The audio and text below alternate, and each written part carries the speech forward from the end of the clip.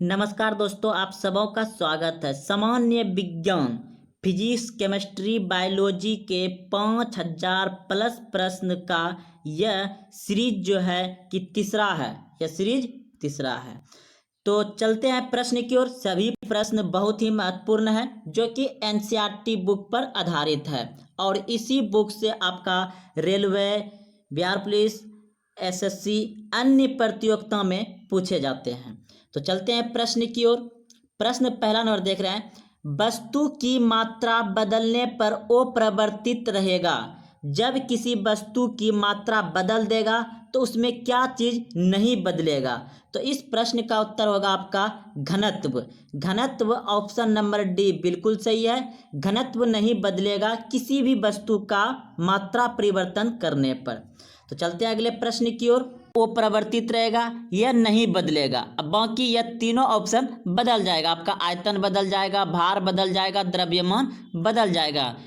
वस्तु की मात्रा बदलने पर वो परिवर्तित रहता है, यानी कि ये घनत्व नहीं बदलता है। ऑप्शन नंबर डी बिल्कुल सही है। तो अगला प्रश्न देखिए, प्रश्न नंबर 2 है, यदि सरल लोलक की लंबाई 4% बढ़ा दी जाए तो उसका आवर्तकाल 2% बढ़ जाएगा। ऑप्शन नंबर बी बिल्कुल सही है, 2% बढ़ जाएगा। अगला प्रश्न देखिए, जब कोई वस्तु ऊपर से गिराई जाती है तो उसका भार होता है। जब कोई वस्तु ऊपर से गिराई जाती है तो उसका भार होता है, परिवर्तनशील होता है। ऑप्शन नंबर सी बिल्कुल सही है, परिवर्तनशील। अगला प्रश्न है आपका, जब एक गैस के पात्र में दबाव बढ़ाया जाता है तो उसका द्रव्यमान क्या होगा? स्थिर रहेगा। ऑप्शन नंबर डी बिल्कुल सही है, स्थिर रहेगा। अगला प्रश्न है आपका, तांबे की गेंद को गर्म करने पर इसका घनत्व क्या होगा? घट जाएगा। ऑप्शन नंबर बी बिल्कुल सही है। तांबे की गेंद को जब गर्म करता है तो उसका घनत्व क्या होता है? घट जाता है, घटता है।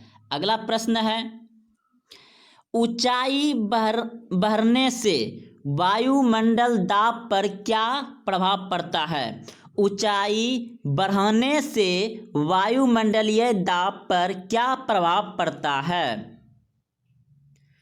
तो इस प्रश्न का उत्तर होगा आपका घटता है। ऑप्शन नंबर बी बिल्कुल सही है।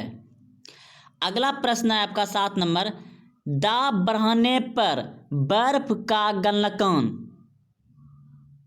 दाब बढ़ने पर बर्फ का गलनांक क्या होगा? घटता है, यानी कि वह बर्फ नहीं गलेगा, दाब बढ़ाइएगा तो उसका गलनांक क्या होगा? घटता है। अगला प्रश्न है आपका 8 नंबर प्रश्न है, द्रव्य का घनत्व अधिक होने पर पृष्ठ तनाव क्या होगा? द्रव्य का घनत्व अगर अधिक होने पर पृष्ठ तनाव क्या होगा? बढ़ जाएगा। द्रव्य का घनत्व अधिक होने पर पृष्ठ तनाव क्या होता है? बढ़ता है। याद रखिएगा, समझिए फिर से एक बार, द्रव्य का घनत्व अधिक होने पर पृष्ठ तनाव बढ़ता है। अगला प्रश्न है देखिए 9 नंबर, ताप बढ़ाने पर द्रव्य की संयता क्या होती है? ताप बढ़ाने पर द्रव्य की संयता क्या होती है? तो घटती है। ऑप्शन नंबर ए बिल्कुल सही है, घटती है। अगला प्रश्न है आपका, ताप बढ़ाने पर गैस की संयता क्या होती है? ताप बढ़ाने पर गैस की संयता क्या होती है? बढ़ती है। याद रखिए, जब द्रव का ताप बढ़ेगा तो उसमें घटती है, और जब गैस में ताप बढ़ाने पर उसका संयता क्या होता है? बढ़ती है। गैस का बढ़ती है और द्रव का घटती है। तो इस प्रश्न का उत्तर बी सही है। अगला प्रश्न है आपका, एक लड़की झूला झूल रही है, उसके पास एक अन्य लड़की आकर जाती है तो झूले का आवर्तकाल क्या होगा? घट जाएगा, बढ़ जाएगा या पहले घटेगा फिर बढ़ेगा? तो इस प्रश्न का उत्तर हो जाएगा आपका ऑप्शन नंबर डी, बिल्कुल सही है, अप्रवर्तित रहेगा, अप्रवर्तित रहेगा। अगला प्रश्न देखिए 12 नंबर प्रश्न है, पानी से भरे एक बर्तन में बर्फ का एक टुकड़ा तैर रहा है, पूरी बर्फ पिघलने पर बर्तन का जल स्तर क्या होगा? एक बर्तन में बर्फ और पानी भरा हुआ है, जब बर्फ गल जाएगा तो पानी क्या घटेगा या बढ़ेगा? कुछ नहीं होगा, वो प्रवर्तित रहेगा। ऑप्शन नंबर सी बिल्कुल सही है। अगला प्रश्न देखिए, अब अगला प्रश्न है, एक कमरे में पंखा चल रहा है तो कमरे की वायु का ताप क्या होगा? एक कमरे में पंखा चल रहा है तो कमरे की वायु का ताप क्या होगा? बढ़ेगा। क्या होगा? बढ़ेगा। ऑप्शन नंबर बी बिल्कुल सही है। अगला प्रश्न देखिए 14 नंबर, कमरे में रखे रेफ्रिजरेटर का दरवाज़ा खोल दिया जाए तो कमरे का ताप क्या होगा? इससे भी बढ़ेगा। ऑप्शन नंबर ए बिल्कुल सही है, बढ़ेगा। अगला प्रश्न देखिए 15 नंबर, किसी चुंबक को गर्म करने पर उसका चुंबकत्व क्या होगा? अगर किसी चुंबक को गर्म करेंगे तो उसका चुंबक शक्ति क्या हो जाएगा? नष्ट हो जाएगा। ऑप्शन नंबर डी बिल्कुल सही है, चुंबकत्व नष्ट हो जाएगा। अगला प्रश्न देखिए 16 नंबर है, अर्धचालक में ताप बढ़ाने पर, अर्धचालक में ताप बढ़ाने पर क्या होगा? प्रतिरोध घटता है। अर्धचालक में ताप बढ़ाने पर प्रतिरोध घटता है। ऑप्शन नंबर बी बिल्कुल सही है। अगला प्रश्न देखिए 17 नंबर, जब किसी वस्तु को घनावेशित किया जाता है तो वह क्या होगा? जब किसी वस्तु को घनावेशित किया जाता है तो वह क्या होता है? इलेक्ट्रॉन खोता है। क्या करता है? इलेक्ट्रॉन खोता है। ऑप्शन नंबर ए बिल्कुल सही है, इलेक्ट्रॉन खोता है। अगला प्रश्न देखिए आप 18 नंबर प्रश्न देखिए, जल में गैसों की विलयता ताप बढ़ाने से, जल में गैसों की विलयता ताप बढ़ाने से क्या होती है? तो घटती है। ऑप्शन नंबर बी बिल्कुल सही है। अगला प्रश्न देखिए 19 नंबर क्या है? 19 नंबर है, पृथ्वी तल से ऊपर या नीचे जाने पर गुरुत्वीय यानी छोटकी जी से कहा था उसका गुरुत्वाकर्षण, जो से कहते हैं गुरुत्वीय त्वरण का मान क्या होगा? एक बार फिर से प्रश्न को समझिए, पृथ्वी तल से ऊपर या नीचे जाने पर गुरुत्वीय त्वरण का मान क्या होता है? घटता जाता है। ऑप्शन नंबर ए बिल्कुल सही है, घटता जाता है। Option number A. तो चलते हैं अगले प्रश्न की ओर। प्रश्न है आपका 20 नंबर, यदि दूध से क्रीम को अलग कर लिया जाए तो दूध का घनत्व, यदि दूध से क्रीम को अलग कर लिया जाए तो दूध का घनत्व क्या होगा? तो इस प्रश्न का उत्तर हो जाएगा बढ़ जाता है। क्या होता है? बढ़ जाता है। ऑप्शन नंबर सी बिल्कुल सही है, घनत्व बढ़ जाएगा। अगला प्रश्न है, जब बर्फ पिघलती है तो उसका आयतन, जब बर्फ पिघलती है तो उसका आयतन क्या होता है? घटता है। ऑप्शन नंबर बी बिल्कुल सही है, बर्फ पिघलता है तो आयतन घटता है। अगला प्रश्न है 22 नंबर, यदि वस्तु की चाल आधी कर दी जाए तो गतिज ऊर्जा क्या होगी? किसी वस्तु की चाल आधी कर दी जाए तो गतिज ऊर्जा क्या होगी? 1/4 रह जाएगी, 1/4 रह जाएगी, 1/4 रह जाएगी। ऑप्शन नंबर बी बिल्कुल सही है, 1/4 रह जाएगी। अगला प्रश्न देखिए झरने में जब जल ऊंचाई से गिरता है तो उसका ताप क्या होगा। झरना जो पहाड़ पर से नीचे जब जल गिरता है तो उसका ताप क्या होता है, बढ़ता है या घटता है, ना बढ़ता है ना घटता है। तो इस प्रश्न का उत्तर होगा आपका ऑप्शन नंबर बी, बिल्कुल सही है, बढ़ता है। अगला प्रश्न देखिए, किसी पेंडुलम की लंबाई दुगुनी कर देने पर उसका आवर्तकाल क्या होगा।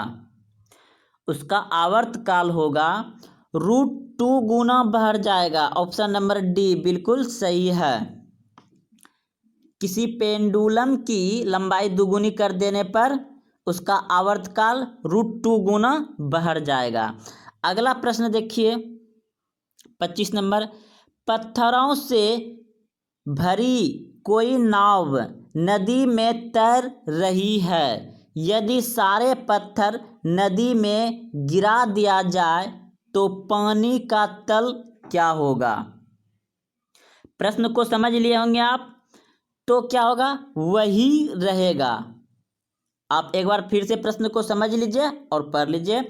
उसका जो है कि पानी का स्तर या तल क्या रहेगा, वही रहेगा, परिवर्तन नहीं रहेगा, नहीं होगा।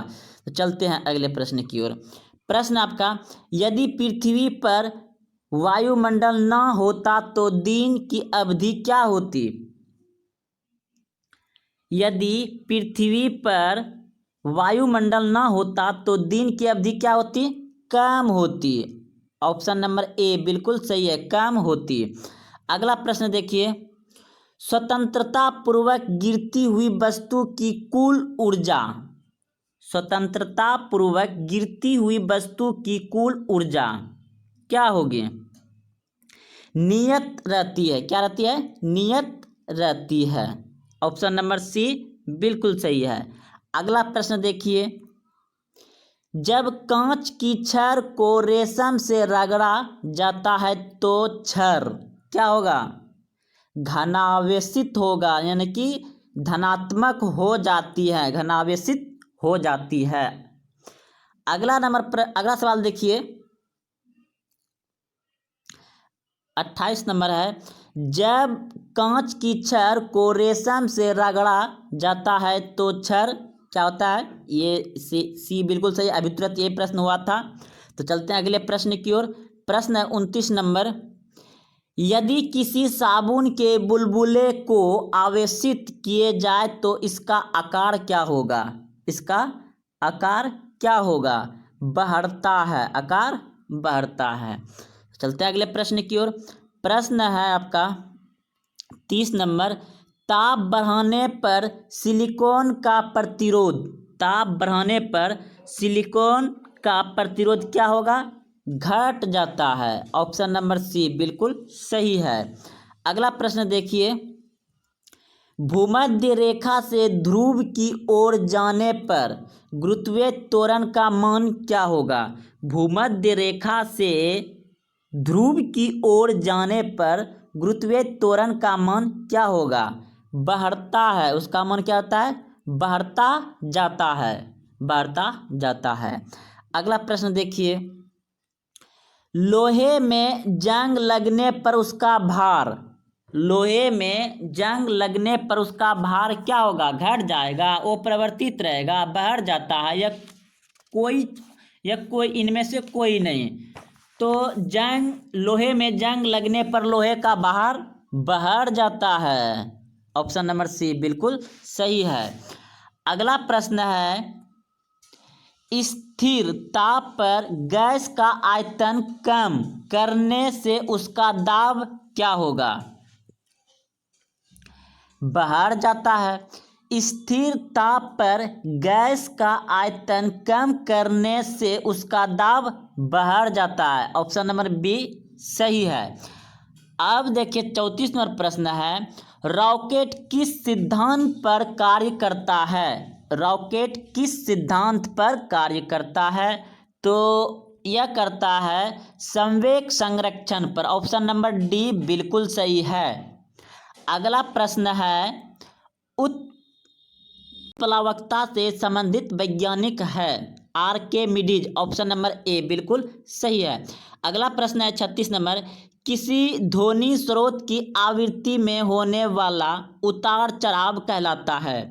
किसी ध्वनि स्रोत की आवृत्ति में होने वाला उतार चढ़ाव कहलाता है? तो यह कहलाता है डॉपलर प्रभाव। ऑप्शन नंबर बी बिल्कुल सही है, डॉपलर प्रभाव कहलाता है।